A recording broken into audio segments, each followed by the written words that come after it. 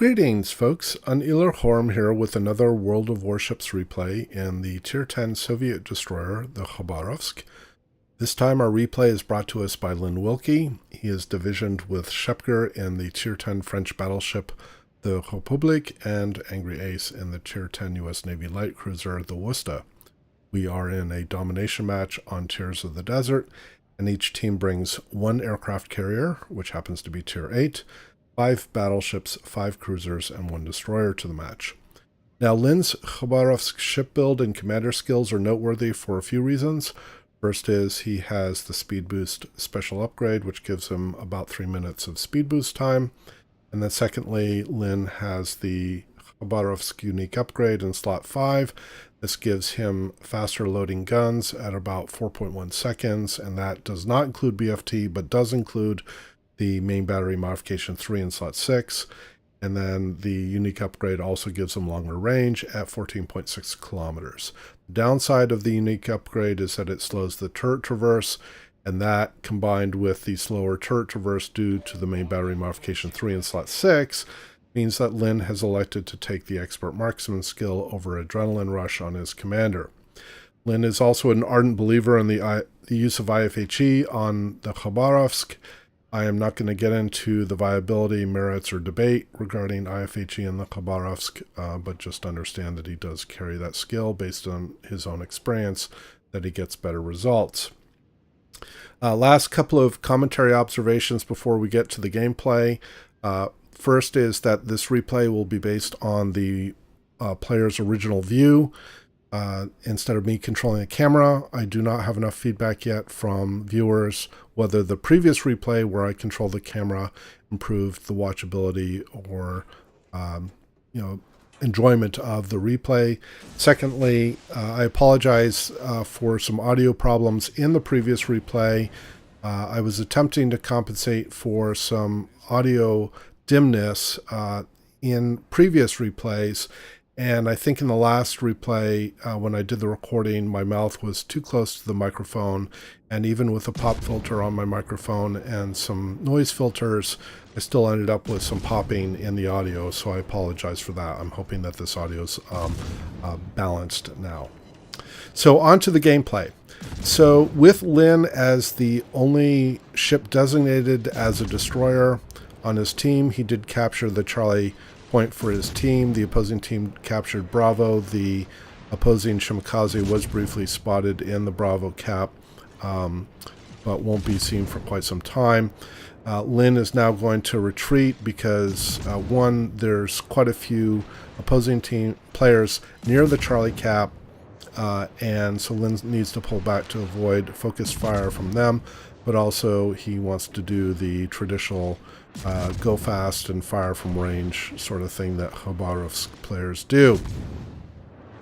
Now you'll see that on the north side of the Charlie cap are Lynn's 2 allied Worcesters, including Angry Ace from his division, and Angry Ace is currently getting focused out by the opposing team. In fact, there he goes. He's unfortunately the first loss in the match, handing first blood to the opposing team.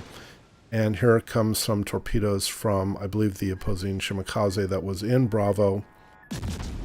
And so Lynn is going to continue to try to put on some range fire on these ships that are attempting to contest Bravo. Now, the other allied Worcester, as you can hear, that's in the center of the screen, has moved south to engage the opposing Des Moines, which was the ship that ultimately ended up taking out Angry Ace.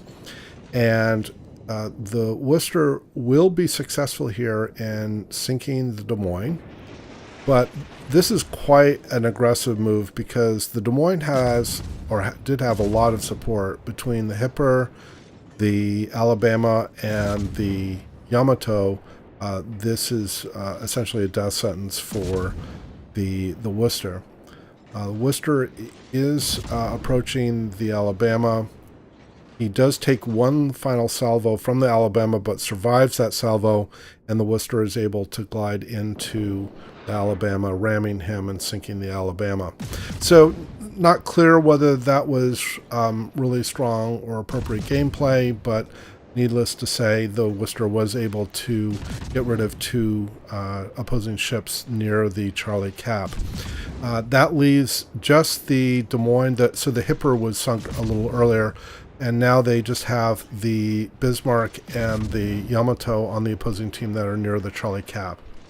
You'll notice that in the northern part of the map that the opposing team has taken Alpha as well. So while Lin's team currently enjoys a point advantage because they have a ship advantage, they are down on caps, and so if it stays that way, they will start to fall behind.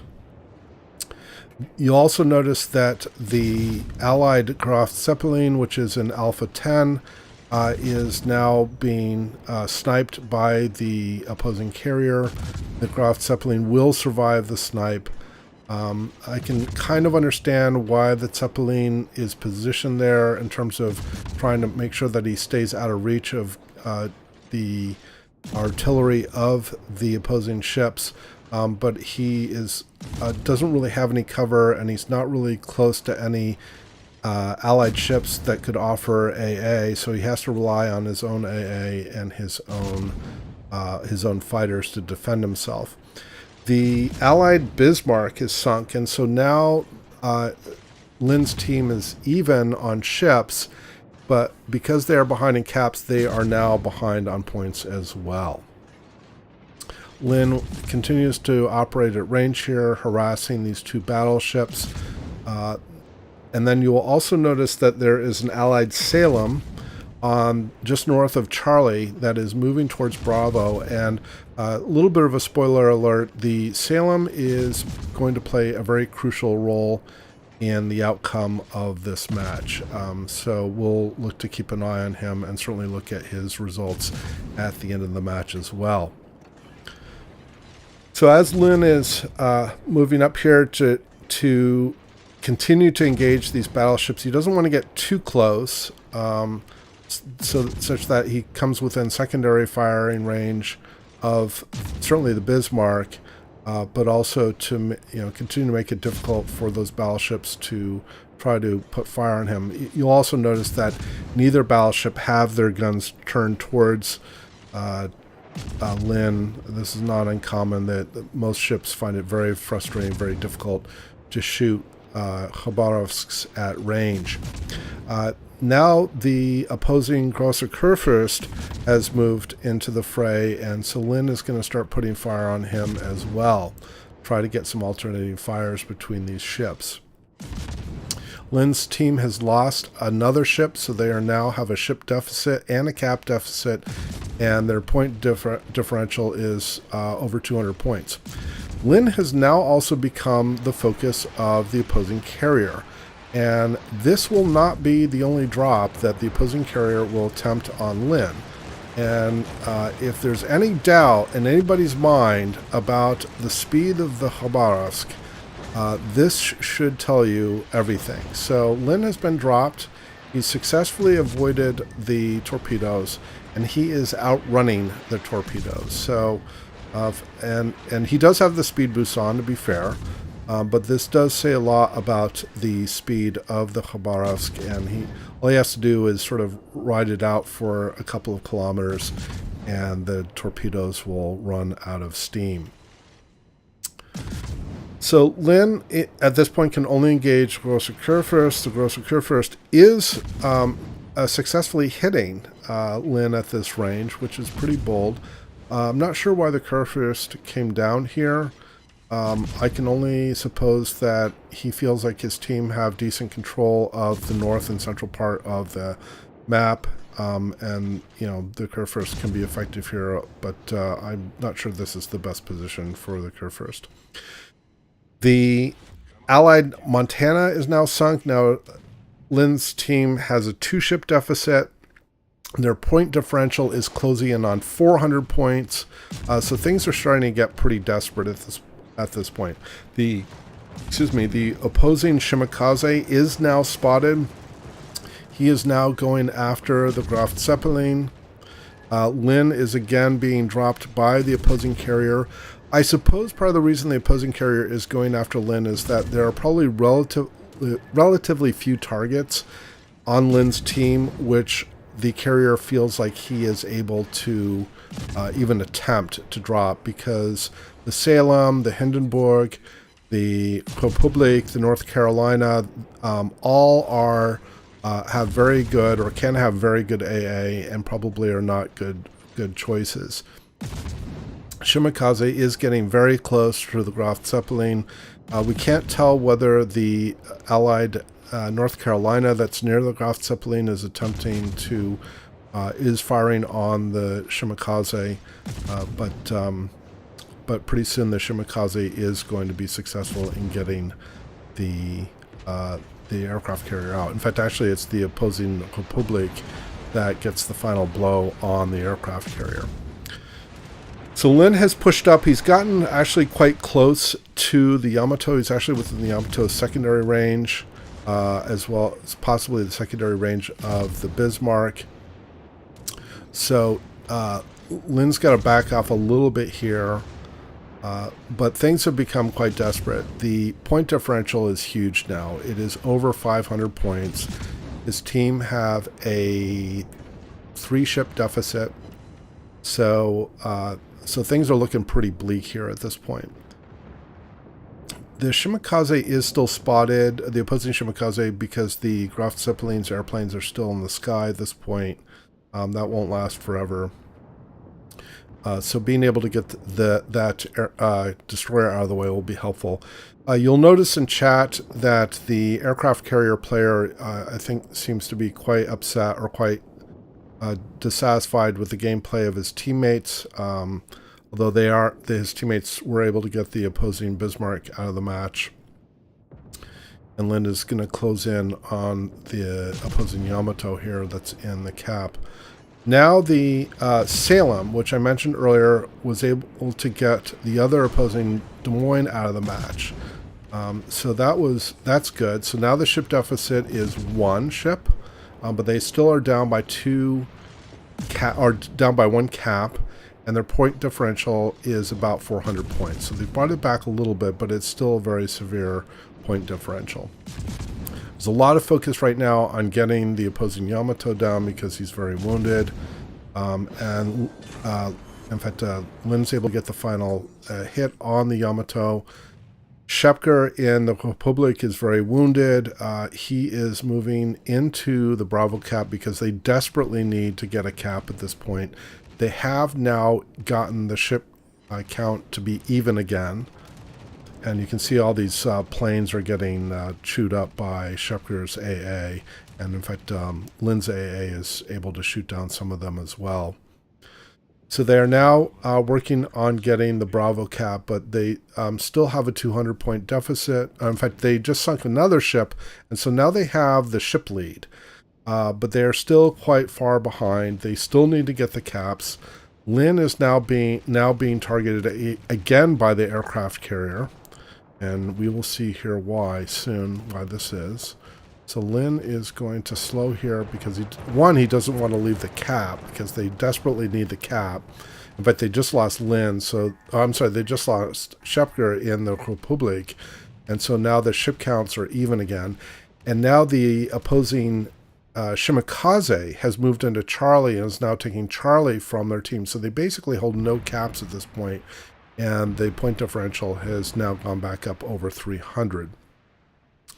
Lin is going to secure the cap jointly with the Salem. And it looks like somebody's pinging on the map where they suspect the Shimakaze may be sending torps, or certainly the Shimakaze is not there. I'm not sure entirely what they were trying to call out there.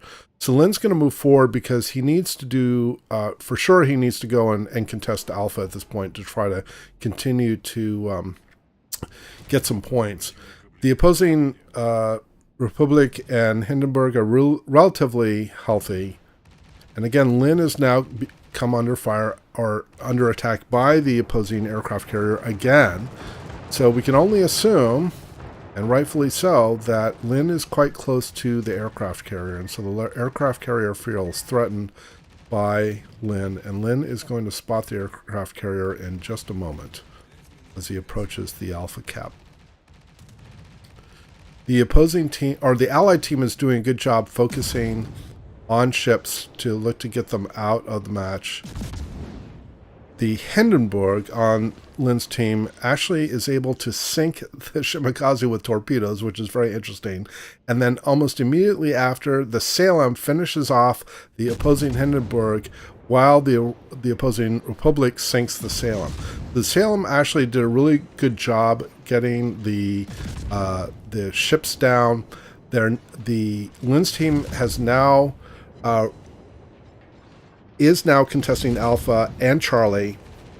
There's two opposing ships that they're facing. One is the aircraft carrier. The Shokaku here is basically doomed. So unless he's able to get a successful drop on Lin, and either get multiple torpedoes on him or get some sort of detonation or something, the Shokaku is doomed. So Lin has got this well in hand. The Allied Hindenburg is about to cap Charlie, and that also then, after the aircraft carrier leaves the very wounded opposing Republic.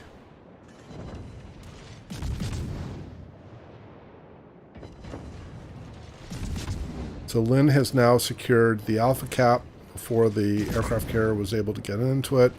The aircraft carrier was able to get is getting another squadron off right before Lin is able to sink him. And so the aircraft carrier is in fact able to get orders off on these ships, or on the strike craft, but Lin is going to be able to avoid the drop here with only a couple of torpedoes being left. So that Lin's team is still behind, but they now control all of the caps. There's about 3 minutes remaining in time, and provide none of them die, they should be able to wrap this up relatively easily. Lin is now able to put some fire on the opposing Republic. So despite them having such a steep deficit in terms of points and ships and so forth, the team has persevered. Again, Lin has done a terrific job as usual in his Khabarovsk to help try to turn things around, and we will also give a shout out to at least a couple other players on Lin's team when we get to the game results, and those are players that were very crucial in helping to secure the win, which they now do. So despite the fact that Lin did a terrific job, as we can all see, doing well over 180,000 in damage, getting 2 solo caps, 1 assisted cap, sinking 3 ships, etc., Lin is not the top XP earner on his team. So a big shout out to both the Salem and the Yamato for helping to support the team and help secure the win. And I hope you enjoyed watching the replay and found it entertaining. Please do leave your comments below. And as always, we hope to see you out there and wish you happy sailing.